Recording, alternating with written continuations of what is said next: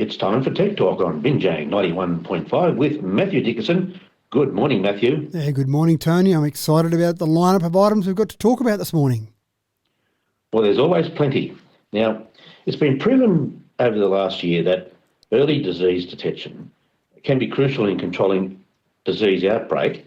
So there's things happening with technology like internet-connected thermometers, which might help in this particular area, isn't there? There's a little California-based tech startup that's been making some really big strides in getting early detection. And they've got internet-connected thermometers. And you think, well, how's that really going to help us solve problems with early disease detection? Well, people are actually detecting some of the changes in temperature before they're really seeing some of the major symptoms of something like COVID, for example. And so they were seeing spikes in temperature in schools, for example, about 18 days before the subsequent spikes came through with COVID-19. So they're actually getting to the point now where they're doing a rollout, and this is really a little trial rollout, where they're rolling out internet-connected thermometers to an entire school district so that every child in every one of those schools in that area can basically have access to these thermometers. They'll take their temperatures on a regular basis, and most of the time you would think that logically the temperatures would be all within spec. But then if they see a few people in one of those schools or in one of the classrooms even suddenly have a slightly higher temperature, that's when then some action can be taken, whether it be local health authorities or the Centre for Disease Control. But again, that will be before anything you see in terms of a major rollout or a major disease outbreak. So they've got a chance of maybe getting onto it before you get that major disease outbreak. So I think it's a good idea. And again, with that temperature, you are seeing some of those symptoms of temperature before people start to notice other symptoms, in particular of COVID-19. And this doesn't apply just to COVID-19. Obviously, you've been able to use this successfully for something like the flu. And again, the flu isn't as bad as COVID-19, but if you can stop an outbreak of the flu, make people stay home when they have those first symptoms of the flu, that can stop the spread of it. So good idea, and using technology to try and put a stop to things before they get out of hand. That's marvellous. Now, there's a lot of competition in the worldwide smartphone market. So what's the latest market share statistics from the Q1 2021 show indicate? Yeah, it shows that Samsung are still on top. Now, there's a lot of people nipping away at the heels of Samsung, but they've still managed to stay on top. They've got just more than 20% of the overall market share for smartphones in the first quarter this year. So that's pretty impressive. Now, they've got a pretty big range of phones, Samsung's, and they've got a lot of those phones that are 5G. Even some of their mid and lower priced phones are 5G, which is something that I think has helped them sell a lot of phones. And it's been a lot of phones, Tony. 76.5 million phones were sold by Samsung alone in the first quarter of this year. I just find that an incredible number of phones sold by one company alone. In second place with 15, it is. In second place with 15.5% was Apple, and then you got down to three Chinese manufacturers: Xiaomi, Oppo, and Vivo. And again, they're not brands that we see a lot in Australia, but in China, obviously you've got that huge population in China. You don't need to get a big market share in China to be able to result in some fairly large sales. So even back as low as number 5 in the top smartphone manufacturers across the world with Vivo, they still sold 38.3 million phones, Tony. I just find these numbers incredible. Yes. 5G will be a major driver for phone sales in this year, in particular on Apple, because the first 5G phones were only released from Apple at the end of last year. So that'll still drive a lot of those flagship sales for Apple this year. And overall, we saw an increase of 26% sales over the last quarter at the end of last year. And year on year, when you compare the first quarter this year compared to the first quarter last year, and the first quarter last year was only just starting to see an impact of COVID-19, there's been a 22% increase year on year. So still quite impressive numbers and quite impressive growth overall. That's amazing. Now, did you ever get to fly the Concorde before it was retired in 2000? 2003, Matthew? I didn't actually get a chance to fly on the Concorde, and it's something I I was disappointed it was retire. I thought that one would be one thing that would be quite nice to do, to fly on the Concorde. And I've got some friends that have flown on the Concorde, and look, it's like a normal flight, but you just get from A to B very quickly. But of course, you can't do that now. Yeah. So, if not, there'll be another chance for you to fly the Supersonic by the year 2029, they reckon. Yeah, United Airlines in the US has announced plans to buy 15 supersonic airliners. And so they're planning to return supersonic speeds to aviation by the year 2029. So one of the things with these planes, the Concorde was the same, and these planes will fly the same. They fly very high. Most airliners that we would fly on, an A380, for example, or a 747, they're typically flying around at 35,000 feet. The Concorde, and this plane that they'll be using for United as well, flies more around 60,000 feet. And part of that reason is lower air resistance, because one of the big things with a supersonic airliner is the amount of fuel they burn when they're flying at those speeds. And if you remember from your old high school physics, Tony, when you double speed, then you quadruple air resistance. So when you've got these planes flying at the speeds they're flying at, air resistance increases quite dramatically. The Concorde used to fly just over 2,000 kilometres an hour.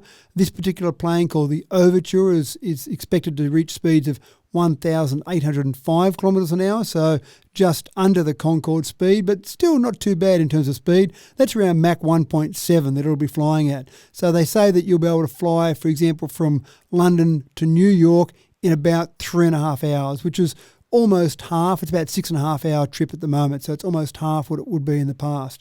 So it's a good return. The old Concorde started flying back in 76 and flew through to 2003, as you mentioned. So it's good to see maybe supersonic travel returning again. Yeah, that's really interesting.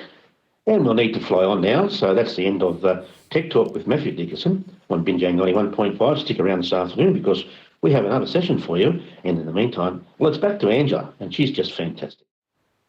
You're in Studio 2 here with Tony Graham on Binjang 91.5, and it's time for Tech Talk with none other than Matthew Dickerson. Good afternoon, Matthew. I feel so special, Tony. Thank you. We've got curved screens and rollable screens.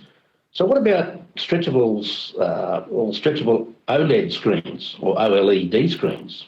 It sounds almost too good to be true, Tony. And even when they started bringing out the curved screens and then lately rollable screens, you think, how can they do this? But a stretchable screen just sounds absolutely crazy. How can you take an OLED screen and make it stretchable? That's exactly what Samsung's been showing off, though, is a stretchable OLED screen. Now, don't get too excited. It's not your normal 75-inch TV on the wall that you can suddenly stretch out to be a 120-inch screen.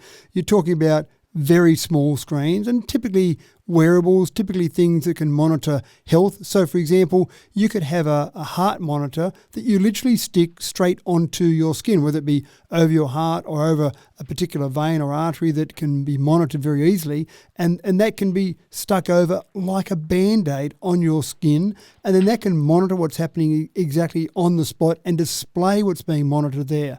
So you can see applications for healthcare, you can see applications for people admitted into hospitals, you can see applications for athletes that are training and want to be able to see exactly what's happening with their body at any single point in time to a very high level. And you see footballers now, they'll often have the little bulge in the middle of their back where they've got GPS units stuck in and just basically tracking what happens as they run around the field. This is the sort of thing you could do and monitor them at a high level with even less intrusion than something stuck into their clothing on their back. So again, it's one of those things I think that people are going, can we do this? I wonder if we can.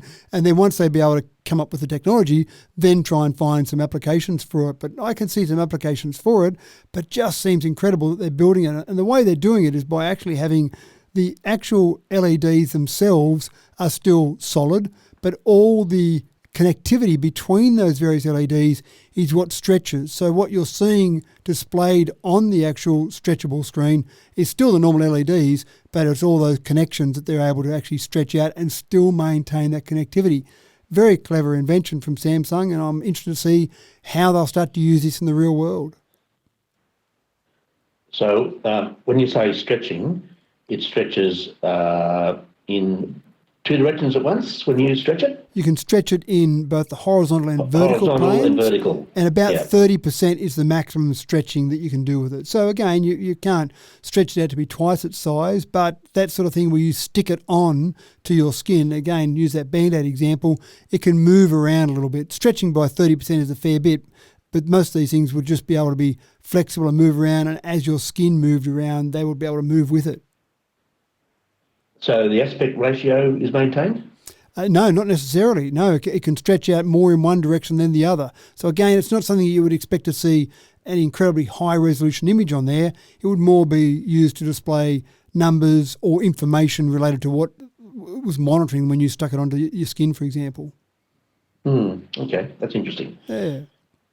Now, Matthew, if you were Jeff Bezos, and of course, he's the guy behind Amazon, he has, I guess he has this question for himself. What would I do being the second richest person on Earth with 186 billion US dollars in the bank? Well, that's his worth anyway. Yep. And he's about to retire as CEO and he's at a loose end. So what to do, you reckon? What to do when you've got a couple of dollars in your back pocket, you've just retired. My work that I started all those years ago, my business doesn't need me anymore. What do I do? Play a bit of golf, maybe some bowls, a bit of bridge? No, what That's for you, Matthew, not him. That might be for me, but for Jeff Bezos, he's decided that forget about playing a bit of golf. He might just go into space and he might take his brother along with him. So he's going to be the first of the billionaires that are all racing to be in the space tourism market. You've got Elon Musk with SpaceX, you've got Richard Branson with Virgin Galactic, and you've got Jeff Bezos with Blue Origin. And they all believe there's a huge market there with space tourism, and so they're all working away to take people up into space. All three have done some uncrewed flights and some testing with it, but Blue Origin will be the first to take someone into space, and on that first crew will be Jeff and his brother. So why not? When you own the company, when you've got a few dollars in the bank, why not go and say, I'm going to be the first one up there in space? Personally, I might let someone else be the first one up there, Tony, and then make sure they test it's all okay before I went up there. But no, good luck to him. Jeff's going to be be part of the first manned crew and be part of the first people ever to go on a space tourism flight. It's set down for the 20th of July, which is significant because it's the 52nd anniversary of the Apollo 11 mission landing on the moon. So that's a significant date in space travel, obviously. But yeah, that'll be a significant day. If it all goes to plan and everything happens, that'll be a significant day. But the good news is, Tony, you and I do have a chance to go on this flight. There is actually an auction going at the moment, a public auction. Anyone can bid. It's only up to $2.8 million US at the moment. So there's still a chance we can get in there and we can bid, although I do think it will go fairly high. There's still, a bit over a month to go before the actual flight. What's my estimation? I think that'll go for $30 million minimum, Tony. I think someone will pay a lot of money to be on that flight with Jeff and his brother. Well, good on them, I guess. It's all dreams for me, I'm afraid. You too, I think. Yeah, look, I might start putting my bids in, but I might pull out at about 20 million. Yeah. Well, I advise you do it before then. Thanks.